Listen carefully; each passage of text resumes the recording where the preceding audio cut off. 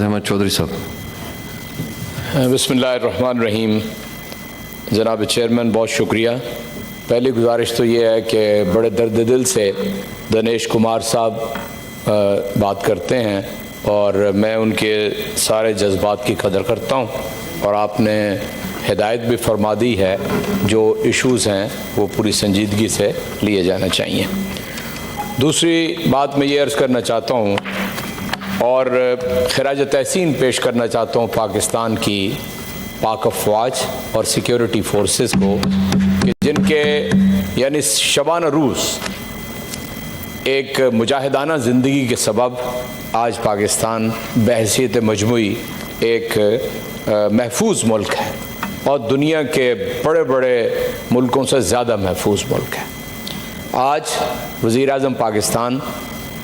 جناب عمران خان اور سپہ سالار پاک فوج باجوہ صاحب دونوں بلوچستان کے ان علاقوں کا دورہ کر رہے ہیں اور ان جوانوں کے پاس جا رہے ہیں کہ جو اس بالخط اول کے اوپر پاکستان کی حفاظت میں مامور ہیں. انہوں نے یہاں آج کابینہ کے اجلاس بھی منسوخ کر دیا،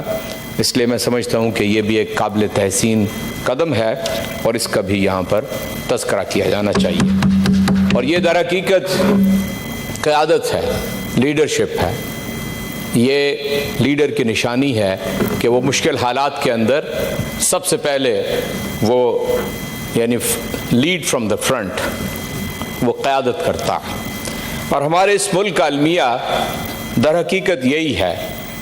کہ یہاں پر قیادت کا فقدان رہا ہے. اور مجھے آپ کو یاد ہے کہ میں تو اکثر حکیم الامت کو پیش نظر رکھتا ہوں کہ انہوں نے جو مفکر پاکستان تھے انہوں نے کیا ہدایت دی، کیا رہنمائی کی کہ پاکستان اس معاشرے کو اور یہاں کے نظام حکومت کو کس طرح چلنا چاہیے اور یہاں کس طرح کی لیڈرشپ ہونی چاہیے. یہ سوال انہوں نے اپنے آپ سے کیا اور لیڈر کی ڈیفینیشن چاہیے اور فرمایا تو نے پوچھی ہے امامت کی حقیقت مجھ سے، حق تجھے میری طرح صاحب اسرار کرے، ہے وہی تیرے زمانے کا امام برحق جو تجھے حاضر و موجود سے بیزار کرے. موت کے آئینے میں دکھا کر رخ دوست زندگی تیرے لیے اور بھی دشوار کرے، اور فتنہ ملت بیضا ہے امامت اس کی جو مسلمان کو سلاطین کا پرستار کرے. پاکستان کے اندر قائد اعظم علیہ رحمہ کے بعد جتنی بھی لیڈرشپ آئی وہ اس معیار کے اوپر پورا نہیں اترتی تھی. اور مجھے بجا طور پہ لوگ سوال کرتے ہیں کہ آپ نے عمران خان کا ساتھ دینا کیوں شروع کیا. میں بھی لابی میں اپنے اپوزیشن کے ممبران کی خدمت میں حاضر ہوا کہ وہ ایوان کا وقت قیمتی ہے اسے ضائع نہ کریں اور قوم کا پیسہ قیمتی ہے اسے ضائع نہ کریں. ان سے درخواست کی کہ وہ یہاں پہ تشریف لے آئیں، لیکن انہوں نے مجھے کہا کہ آپ کیوں عمران خان کے ساتھ چلیں گے. میں چاہتا ہوں کہ آج میرے نزدیک پوائنٹ آف پبلک امپورٹنس مفاد عامہ کی اس سے بڑی اور کوئی بات نہیں ہے کہ پاکستان کے عوام کو یہ سمجھنا چاہیے کہ لیڈر کیسا ہونا چاہیے. اور میں تقابلی جائزہ لینا چاہتا ہوں کہ پاکستان میں کس طرح لیڈرشپ ابھر کے سامنے آئی ہے جو ملک کے اوپر، میں سیاسی لیڈرشپ کی بات کر رہا ہوں، جنہوں نے ملک کے اوپر حکمرانی کی ہے. عمران خان کے حوالے سے بجا طور پہ یعنی فخریہ پاکستان کی قوم یہ کہہ سکتی ہے کہ جب سے وہ منصہ شہود کے اوپر آئے کسی طرح بھی وہ دنیا کے اندر سب سے زیادہ چاہا جانے والا مسلمان آج بھی عمران خان ہے. عمران خان نے اپنے کریئر کا آغاز کھیل سے کیا اور کامل 10 برس تک اس نے دنیا کے اندر پاکستان کے پرچم کو بلند رکھا اور اس نے ایک کلاس پیدا کی. اس کے اندر عمران خان نے دنیا کی بہترین یونیورسٹی سے گریجویشن کی، آکسفورڈ یونیورسٹی سے. عمران خان دنیا کی بہترین یونیورسٹیوں میں سے ایک کے وائس چانسلر رہے اور آپ کو معلوم ہے کہ جب انہیں چانسلر کے لیے طلب کیا گیا انٹرویو کے لیے سینڈیکیٹ کے سامنے تو انہوں نے ایک مطالبہ کیا. انہوں نے کہا میں اس ذمہ داری کو قبول کر لوں گا لیکن ایک شرط کے اوپر، اور وہ شرط کیا ہے کہ میرے گاؤں کے اندر بریڈ فورڈ یونیورسٹی کی ایک شاخ کھلنی چاہیے۔ اس سے پہلے کبھی ہوا نہیں تھا، اتنی قدیم یونیورسٹی تھی۔ انہوں نے جواب دے دیا۔ جواب دینے کے بعد دوبارہ اسی سینڈیکیٹ کا اجلاس ہوا تو انہوں نے کہا کہ یہ واقعتاً ہم نے اس فرد کو جواب تو دے دیا ہے، لیکن اس کی صلاحیت، اس کی لیڈرشپ کوالٹی، اس کا ویژن، اس وقت کی میں بات کر رہا ہوں، یہ اس قابل ہے کہ اس کو دوبارہ بلایا جائے اور یہ کہا جائے کہ جو کبھی بھی اس یونیورسٹی نے نہیں کیا، ہم آپ کے مطالبے کے اوپر کہ آپ چانسلر کا عہدہ قبول کر لیں، ہم آپ کے گاؤں کے اندر اس کی شاخ کھولنے کے لیے تیار ہیں، اور نمل یونیورسٹی قائم ہوئی۔ اس کے بعد دنیا اس بات کو جانتی ہے کہ اس نے صحت کے شعبے کے اندر ہسپتال کینسر کے حوالے سے بنایا، جس کے اندر 75% جو بیمار ہیں اور مفلوق الحال ہیں ان کا مفت علاج کیا جاتا ہے۔ وہ سیاست میں ابھی نہیں آیا ہے، ابھی اس نے سیاست میں نہیں آنا ہے، یہ اس کے کریڈینشلز ہیں جب وہ سیاست میں نہیں آیا۔ میں چیلنج کرتا ہوں آج فلور کے اوپر، اور بالخصوص اپوزیشن کے اس خالی ایوان کو دیکھ کر، ان نشستوں کو دیکھ کر میری آواز ہوا کے دوش کے اوپر ان کے پاس پہنچے گی۔ کوئی پاکستان کا لیڈر اس قابل رہا کہ کوچہ سیاست میں آنے سے پہلے عمران خان تو سر کے بال آیا، وہ جس کے کندھوں پہ سوار ہو کے آئے۔ دنیش کی اس بات سے میں اتفاق کرتا ہوں کہ جب کوئی موجود نہ ہو تو عزت احترام سے بات کرنی چاہیے، میں اتفاق کرتا ہوں، ورنہ میں بتا سکتا ہوں کہ جن کو یہ زوم ہے کہ وہ پاکستان کے سب سے طاقتور وزیر اعظم رہے اور سب سے پاپولر لیڈر پاکستان کے رہے، وہ بھی کن کے کندھوں پہ سوار ہو کے آئے تھے۔ اس آمرانہ نظام کے اندر کامل 8 برس تک وزیر رہے تھے وفاقی۔ وہ صرف اتنا سا اشارہ کیے دیتا ہوں میں آپ کو، اور آپ نے یہ دیکھا کہ ان لوگوں کی وجہ سے کیا ہوا۔ جو بھی آیا جھولیاں پھولوں سے بھر کے لے گیا، اور کوئی بلبل کے پر تک بھی کتر کے لے گیا، اور چند بے دینوں کے گھر سونے کے مندر بن گئے، اور جو گدا تھے وہ نصیبے کے سکندر بن گئے، اس ملک کو لوٹ لیا۔ این انفوان شباب میں اسی لیڈرشپ کی وجہ سے پاکستان 2 لخت ہو گیا، اور ہم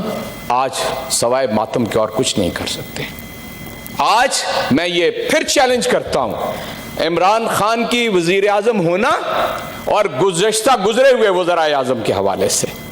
میں نام پھر نہیں لیتا، میں 22 کروڑ پاکستان کے عوام کو آپ کی وساطت سے مخاطب کر رہا ہوں کہ مجھے بتائیے اس سے 4 جو پہلے وزیر اعظم رہے ان کا کردار کیا رہا، وہ کہاں ہیں اس وقت، کہاں فرار ہو گئے، کیوں چلے گئے وہ یہاں سے، کس کے اوپر کون سا الزام نہیں ہے، کون سا الزام نہیں ہے ان کے اوپر جو پہلے 4 تھے، اور جو آئندہ آنے والے 4 ہیں وہ پانی آتا ہے اور پانی جاتا ہے۔ یا ایک ہی خاندان کے اندر، میں اگر ایوان کے اندر آج خالی یا اپوزیشن کے بینچز، میں ان سے پوچھتا تو صحیح کہ آپ کیوں، میرے ساتھ کے لوگ ہیں، میری عمر کے لوگ ہیں، مجھ سے زیادہ عمر رسیدہ لوگ ہیں، بچوں کے پیچھے کھڑے ہو کے بات کرتے ہیں۔ شرم آتی ہے مجھے، اس لیے کہ وہ فلاں کا بیٹا ہے یا فلاں کی بیٹی ہے، یہ آپ کا معیار قیادت ہے۔ اس لیے میں سمجھتا ہوں یہ ہے پوائنٹ آف پبلک امپورٹنس، اور آج اگر لوگوں کو تقابلی جائزہ لینا ہے تو ضرور لے لیں۔ وزیر اعظم پاکستان عمران خان، اس کے گھر کا خرچہ دیکھ لیں، اس کے ریٹرن دیکھ لیں جو وہ انکم ٹیکس میں دیتا ہے، اس کے بیرونی دوروں کے اخراجات دیکھ لیں، اس کی زندگی دیکھ لیں کہ کس قدر سادہ زندگی گزارتا ہے، جس نے سب سے پہلے پاکستان کے اندر شلوار قمیض کو عزت کا مقام دلایا ہے، جس نے پوری دنیا کے اندر جا کے یہ کہا کہ جب تم حضور نبی کریم صلی اللہ علیہ وسلم کے بارے میں کوئی بات کرتے ہو، ادھر اقوام متحدہ کے اندر ہمارے دل کے اندر درد ہوتا ہے۔ اس نے یہ بات جا کر OIC میں مکہ المکرمہ میں کی اور کہا، سارے مسلمان ملکوں کے سربراہان مملکت موجود تھے۔ عمران خان نے کہا کہ میں اس وقت کا انتظار کرتا تھا کہ کبھی مجھے موقع ملے گا زندگی کے اندر کہ میں دنیا کے مسلمان ملکوں کے سربراہوں سے بات چیت کر سکوں گا، اور آج پہلی دفعہ موقع ملا ہے تو اب میں آپ کے دل کی بات کہتا ہوں کہ جب تک پوری مسلم ملت امت مسلمہ کے سربراہان مملکت مل کر مغرب کو اور دوسری اقوام کو حضور نبی کریم صلی اللہ علیہ وسلم کی شان، ان کے ختمی مرتبت ہونے کے بارے میں ہمارا ان کے ساتھ محبت اور عشق کا، حب رسول کا، جب تک ہم انہیں نہیں بتائیں گے مل جل کر، گستاخیاں اور سب و شتم جاری و ساری رہے گا۔ یہ عمران خان نے کیا۔ عمران خان نے اپنی سیاست میں کبھی مذہب کے کارڈ کو نہیں کھیلا، اس نے کبھی یہ کوشش نہیں کی کہ وہ ہمیشہ اس نے فوکس کیا ایک اسلامی فلاحی جمہوری ریاست کے اوپر۔ اور آج میں اس بات کو ایوان کے اندر کہہ چکا ہوں، اس نے حکومت بننے کے بعد، وزارت عظمیٰ کا حلف اٹھانے کے بعد یہ کہا کہ ہم اسے مدینہ جیسی ریاست بنانا چاہتے ہیں۔ اور میں جو ایمان رکھتا ہوں اس کے بارے میں یہ کہتا ہوں اور کہہ چکا ہوں کہ اس کا تذکرہ کرنا، مدینہ کی ریاست کا، اس کے لیے جدوجہد کرنا، اس کے لیے نیت کا اخلاص رکھنا، یہ در حقیقت یہ ہے وہ چیز کہ جو ہماری قوم کو مطلوب ہے۔ وہ یہ چاہتے ہیں کہ لیڈرشپ ایسی ہونی چاہیے۔